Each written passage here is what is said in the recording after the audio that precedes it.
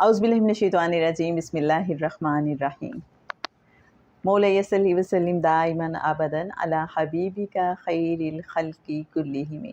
محترم خواتین و حضرات، السلام علیکم۔ سیرت پوڈ کاسٹ میں ہمیشہ کی طرح ہمارے ساتھ موجود جناب اعجاز احمد صاحب، آپ معروف سیرت نگار ہیں، اور سید حسن علی شاہ صاحب بھی ہمارے ساتھ موجود ہیں۔ اور جیسے کہ آپ جانتے ہیں، آقا صلی اللہ علیہ وآلہ وسلم کے بچپن کا اب تذکرہ ہو رہا ہے، اور پھر ہوتا یہ ہے کہ بات کہیں سے کہیں بھی جا سکتی ہے، لیکن ساری آقا سے محبت کی باتیں ہیں، اور آقا سے جو محبت کے رشتے ہیں اور نسبت کے رشتے ہیں، آپ کو پتہ ہے کہ وہ سب کو کتنے عزیز ہوتے ہیں۔ آقا صلی اللہ علیہ وآلہ وسلم کا بچپن کیسا تھا، کہاں گزرا، کیسے گزرا، آئیے اعجاز احمد صاحب سے جاننے کی کوشش کرتے ہیں کہ اب کیا سلسلہ ہے۔ عرب میں نا رضاعت بڑی کامن تھی۔ میں ایک بات کہا کرتا ہوں کہ جب تک ہم عرب کا کلچر، وہاں کی تہذیب اور روایات نہیں جانتے نا، تو نہ ہم سیرت سمجھ سکتے ہیں، نہ قرآن سمجھ سکتے ہیں۔ بالکل، یہ کویشچن بہت سے لوگوں کے ذہن میں آتا ہے کہ اتنے محبت جس بچے سے ہو، اس کو اپنے آپ سے جدا کر دینا، اس کو اپنے پاس نہیں رکھا جا رہا اور ایک گاؤں میں بھیج دیا جاتا ہے، تو کیا وجہ ہے؟ اچھا، اس کا ایک دوسرا پرسپیکٹو بھی سمجھنا ضروری ہے۔ اس کا ایک دوسرا پرسپیکٹو بھی ہے جی، حلیمہ سعدیہ کو اللہ نے عزت دینی تھی، جی، حلیمہ سعدیہ کو امر کرنا تھا، تو اللہ نے یہ نعمت انہیں دی۔ یہ تو ہم آج کے اپنے دماغ کے حساب سے انالیسس کرتے ہیں، یہ کیوں ہوا، وہ کیوں ہوا۔ ڈیوائن پلان تو میرے مالک کا ہے۔ ایگزیکٹلی۔ اس وقت کس کو right side of the history ہونا ہے اور کون other side of the history ہوگا، میرے مالک نے فیصلہ کیا ہے۔ چچا میں حمزہ بھی ہیں، جناب عباس بھی ہیں، اور ابو لہب بھی ہے۔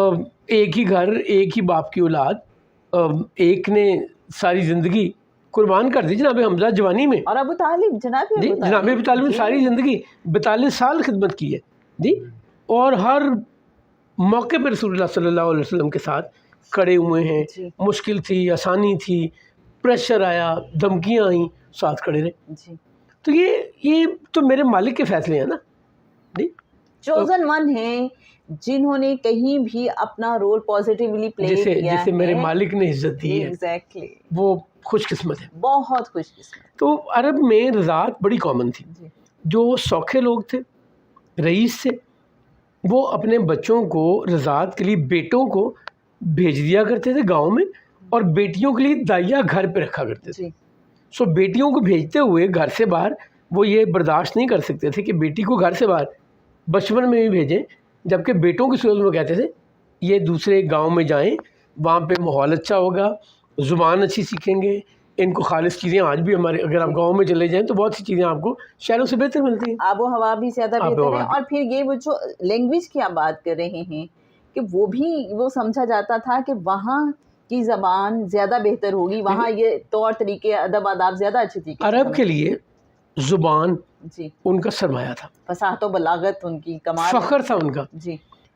وہ نان عرب کو عجمی کہا کرتے تھے کہ یہ گونگے ہیں، یعنی ان کے نزدیک زبان صرف عربی تھی، جسے عربی نہیں آتی وہ گونگا ہے ان کے مطابق۔ دوسرے یہ تھا میٹروپولیٹن سٹی، جی، ساری دنیا سے لوگ یہاں آتے ہیں۔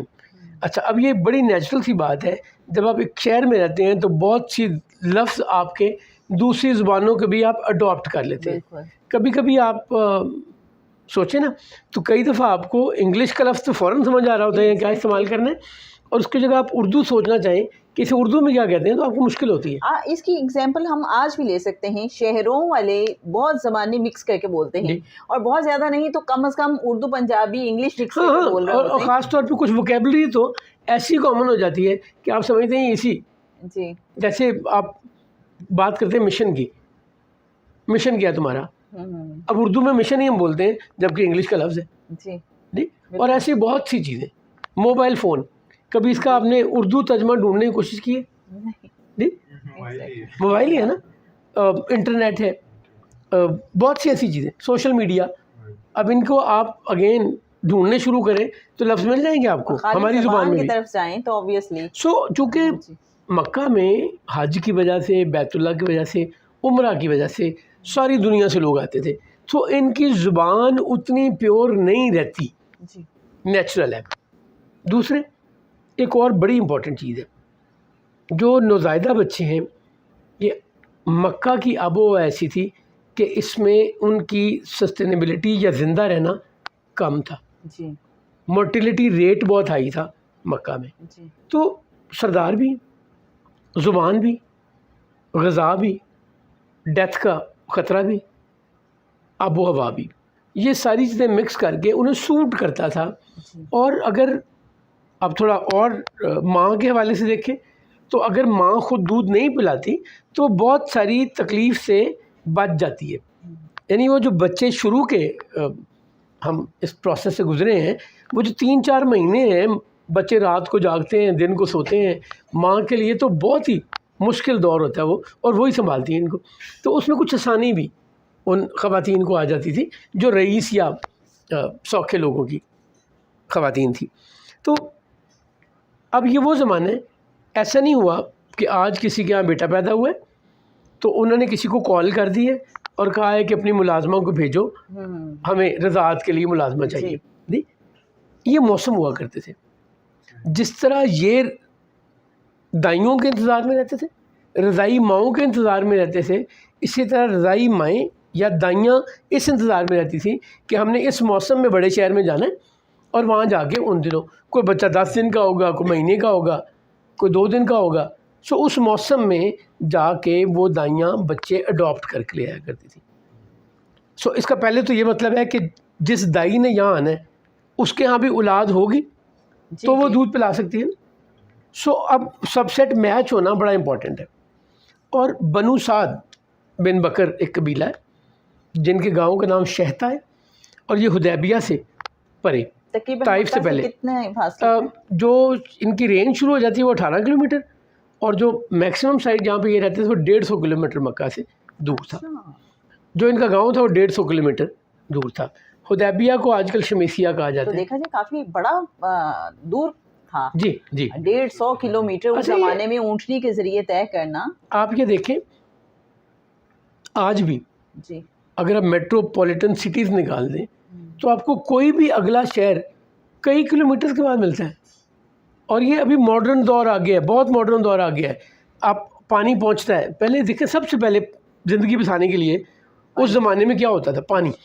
سو جہاں پانی اویلیبل ہوگا آبادی وہاں ہوگی، یا کوئی دریا ہوگا یا کنواں ہوگا، اور اگر درمیان میں 150 کلومیٹر کے ایریا میں کنواں ہی نہیں ہے تو آبادی بس کیسے سکتی ہے؟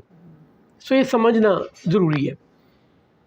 بنی سعد بن بکر کی عورتیں رضاعت میں یا بچوں کی خدمت کرنے میں مشہور ہیں۔ اب یوں سمجھ لیں یہ وہ ایریا ہے جیسے ہمارے ہاں کوئی کڑھائی کسی علاقے میں بہت اچھی ہوتی ہو، یا کوئی اور دستکاری کسی علاقے میں اچھی ہوتی ہے، ملتان کی بلو پاٹری ملتان کی سب سے مشہور ہے، تو وہاں کی اسکل ہے۔ تو ان عورتوں کی اسکل تھی کہ یہ رضاعت کے لیے بڑی بہتر سمجھی جاتی تھی۔ 10 خواتین کا ایک گروپ اکٹھے آئے ہیں شہتا گاؤں سے مکہ میں، اور اس آس امید سے آیا ہے کہ ہمیں کوئی بچے مل جائیں، ہم ان کو دودھ پلائیں گے، ان ریٹرن ہماری کمپنسیشن ہوگی، ہمیں کوئی پیسے ملیں گے، کوئی کائنڈ ملے گی، سو ان کی انکم کا معاملہ ہو جائے گا۔ اب انجان کو تو کوئی بچہ بھی اپنا نہیں دیتا، تو پھر یہ اس وقت رواج یہ تھا کہ سب سے پہلے ان گھروں میں جایا کرتی تھیں جن کے بچوں کو انہوں نے پہلے بھی سرو کیا ہو۔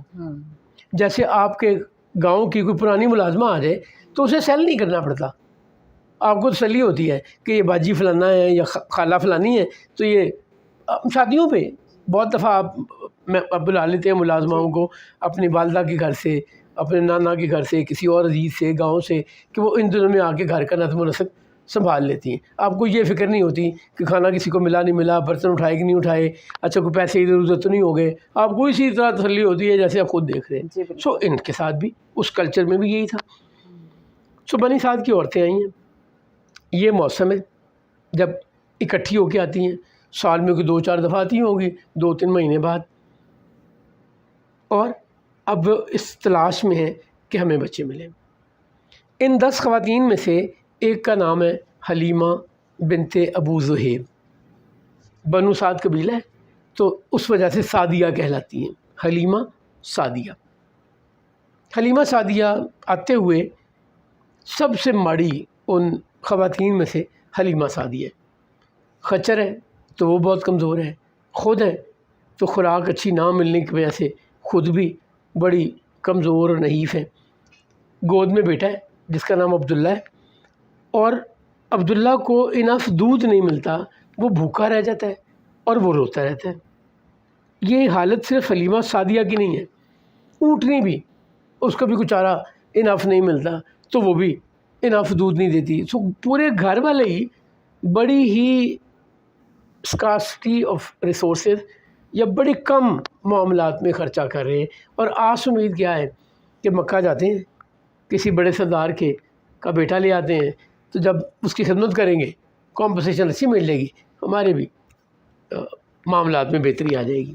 سو آج ہم اسے یہاں روک رہے ہیں لیکن بڑا اپنی بات انٹرسٹنگ کو۔ پوائنٹ یہ یہاں پہ نظر آ رہا تھا کہ آقا صلی اللہ علیہ وآلہ وسلم جب دنیا میں تشریف لائے ہیں تو کیسے جہالت کے اندھیرے دور ہوئے، جیسے سویبہ والا ہم نے واقعہ آپ نے ڈسکس کیا کہ اس کو فوراً آزادی مل گئی، اور اب حضرت حلیمہ سعدیہ کی جب ہم بات کر رہے ہیں تو اب آپ یہ دیکھیں کہ کیسے وہ خوشحالی کی طرف آئیں گی، اور سب سے زیادہ خوش قسمت کنسیڈر کی جائیں گی کہ جن کو پہلے پوچھتا ہی کوئی نہیں، اور جن کو کسی گھر نے اپنا بچہ نہیں دیا۔ ایک سوال میں پوچھتا ہوں آپ سے، وہ جو باقی 9 دائیاں آئی تھیں ان کے نام کیا ہیں؟